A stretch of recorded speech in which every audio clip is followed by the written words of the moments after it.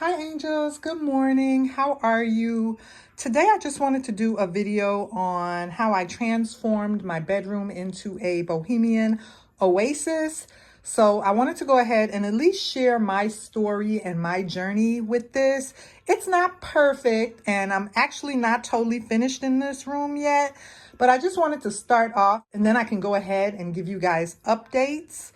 So I wanted to show you what I'm working with right now. And then as the process continues and I add more things to this space, I'll go ahead and talk about it just because it's fun for me.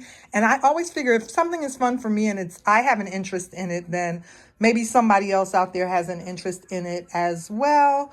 So I just wanted to go ahead and show you, and I'm going to start off. I want to talk and focus a lot on Pampas Grass.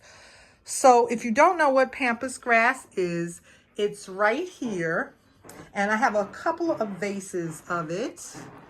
And I wanted to talk about that a little bit with you guys today and share my story with Pampas Grass.